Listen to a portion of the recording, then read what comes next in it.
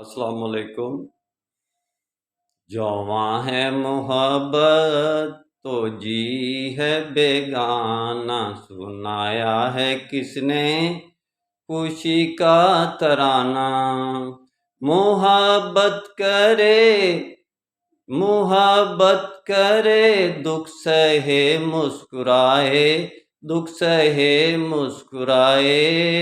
न सोचे हमें क्या कहेगा ज़माना। जवां है मोहब्बत तो जी है बेगाना, सुनाया है किसने खुशी का तराना।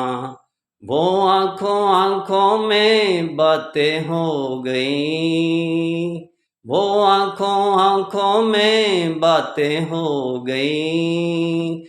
किसी ने न देखा, किसी ने न जाना, किसी ने न जाना।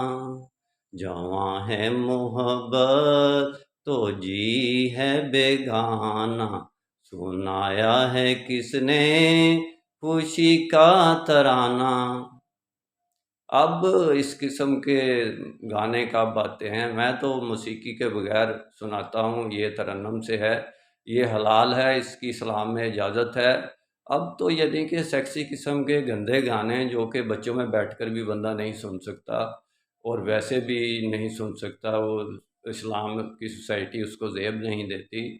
इंशाल्लाह डिटेल में बात फिर होगी। मेरा काम इस्लामिक वर्ल्ड की अमन और यूनाइटी का है, निस्बत वहदत खिदमत खैर के साथ। अल्लाह हाफ़िज़।